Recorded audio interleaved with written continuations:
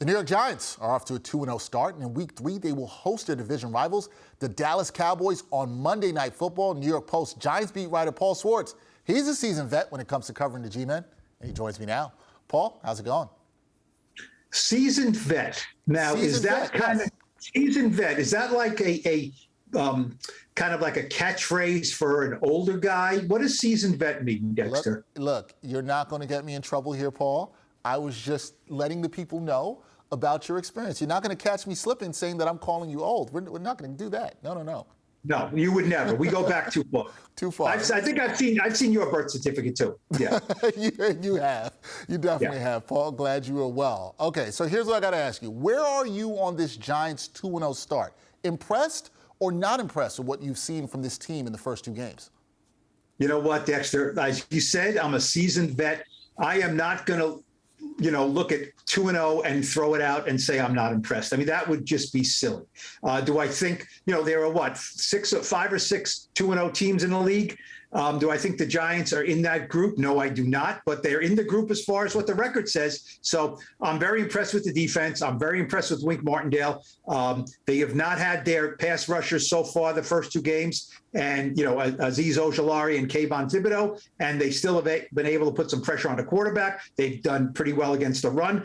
They've prevented long plays over their heads, and they've kept teams out of the end zone. So I'm very impressed with that. How can you not be impressed with Saquon Barkley? Among the league leaders in rushing, certainly looks in form or maybe better than ever. And I'm impressed with Mike Kafka, the offensive coordinator, as far as his versatility, the way he's stuck with the run, certainly against the Panthers last week when they did nothing in the first half. He stuck with the run. It, provided great dividends for them. And I'm sort of impressed that Daniel Jones has avoided big mistakes, big turnovers, and has made plays at the end of both games to win games. So am I overwhelmed, and have I changed my position 100% on this team this season? No, I have not. But look, 2-0 is 2-0. So, I mean, first time since 2016 they've been 2-0. I'm not going to, you can't throw that out. There you go. That's a response I expect from a seasoned vet there. That's definitely the response there. Now, you talked about the offense, Paul. Last week struggled. Graham Gano, he was the real MVP for Big Blue in the game. So do you like the offense to perform better this week? Would you take the Giants over or under 2 touchdowns in Week 3?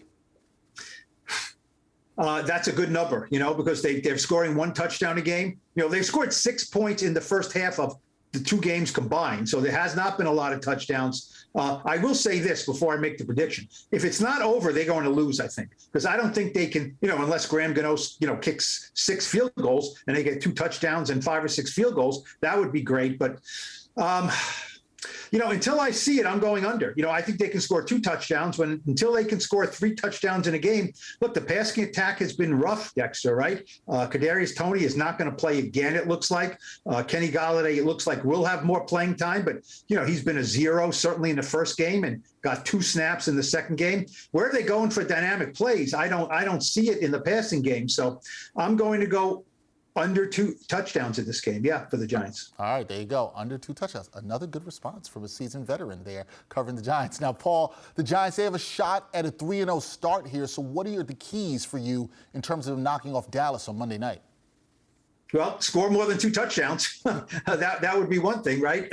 Look, first of all, they have to prevent Micah Parsons from wrecking the game. Now, he's listed as questionable. He's had an illness all week, but the game is Monday night. That probably helps him.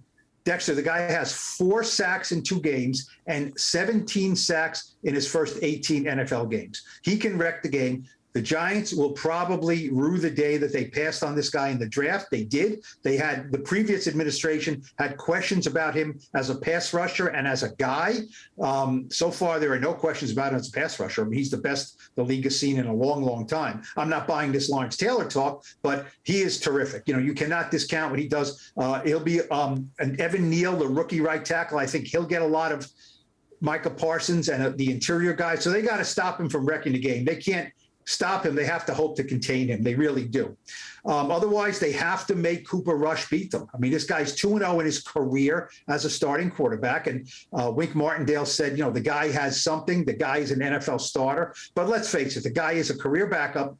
He's no Dak Prescott. Played a game last weekend, won, but he's still Cooper Rush, so they have to prevent Ezekiel Elliott and Tony Pollard from getting chunk plays on the ground, put the ball in Cooper Rush's hands, and then on defense, make sure that CeeDee Lamb and Michael Gallup, who's probably coming back and playing this game off a knee injury, do not beat them over the top. Make them beat you with short chunks. On offense, Saquon Barkley is 0-6 against the Cowboys, okay? He's had a couple of 100-yard rushing games, but he's never put his stamp on one of these games. It's Monday night.